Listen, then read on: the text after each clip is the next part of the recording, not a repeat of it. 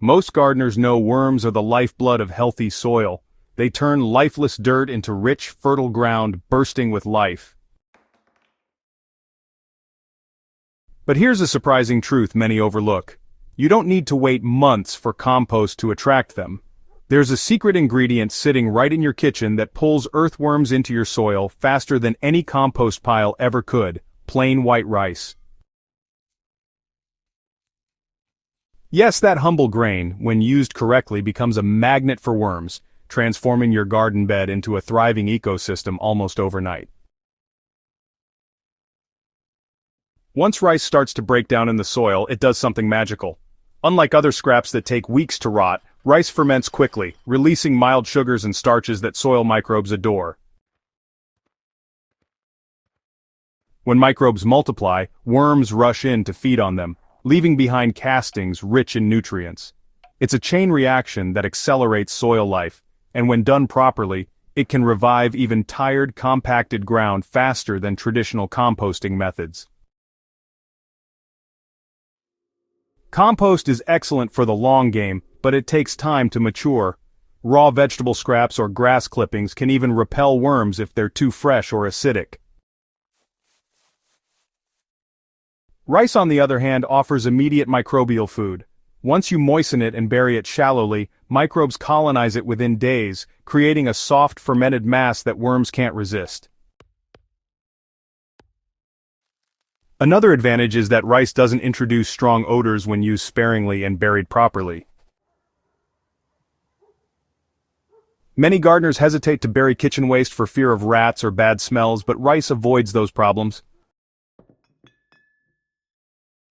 The method is simple but powerful.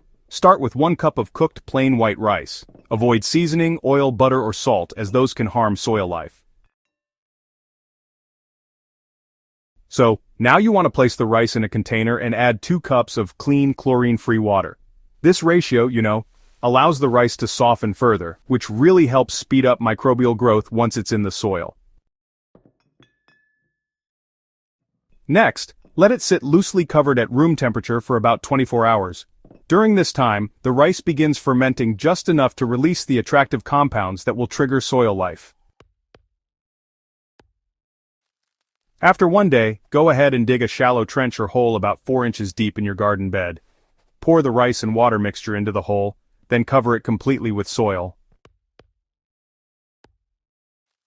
Do not leave it exposed, as surface placement encourages pests.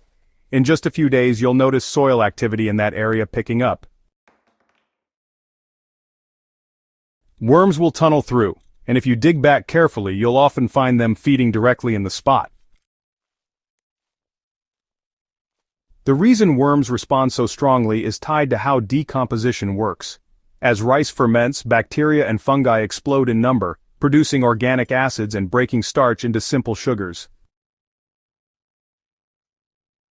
These microbes become the actual food for earthworms. Worms rarely eat raw scraps directly. They rely on microbes to pre-digest material. By using rice, you're fast-tracking the process, creating a microbial buffet in record time. Over weeks, as worms move in and feed, they leave behind castings full of plant-available nutrients like nitrogen, phosphorus, and potassium. These castings also improve soil texture, allowing roots to breathe and water to infiltrate more easily. In essence, 1 cup of rice sets off a natural soil-building cascade that no synthetic fertilizer can match.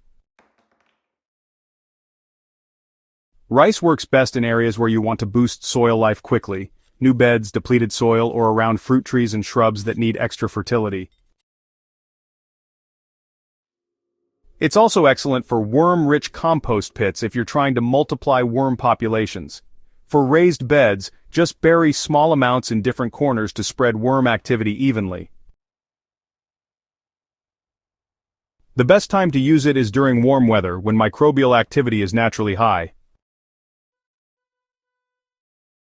In cold soil, the breakdown slows, so the effect isn't as dramatic. You'll want to avoid using rice in waterlogged soil, since anaerobic conditions can create sour smells.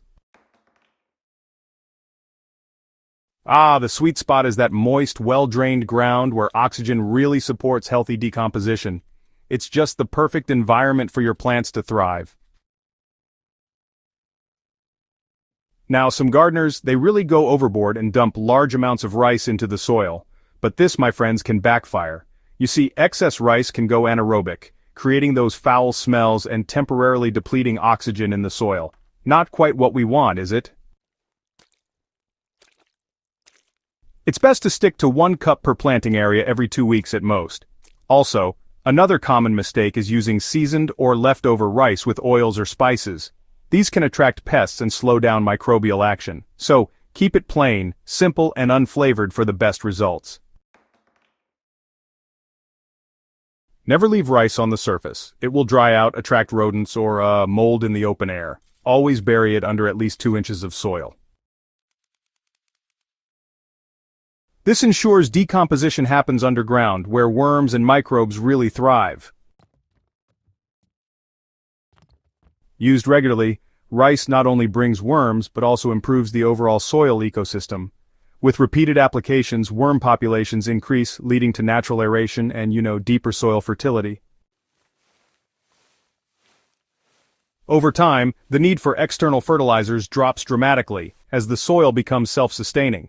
Worms multiply where food is reliable, and rice acts as both a starter and a booster to keep that cycle going.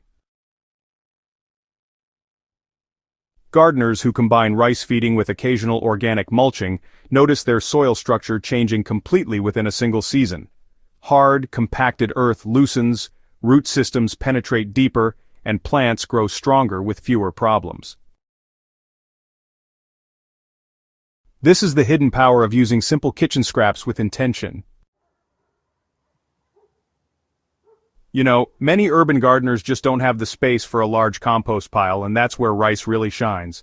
Just a handful here and there creates a sort of micro-composting effect without taking up any extra space at all.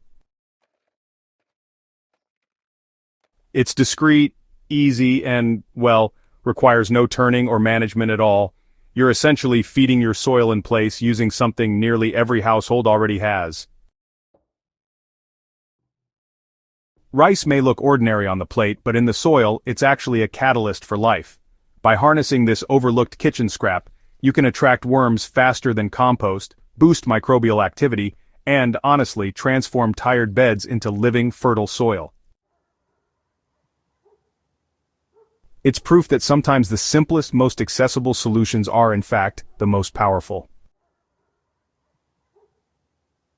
If you found this guide helpful, and want more master gardener secrets like this one, don't forget to subscribe to the channel and share this with fellow gardeners. The more we spread these little-known techniques, the more gardens we can transform together.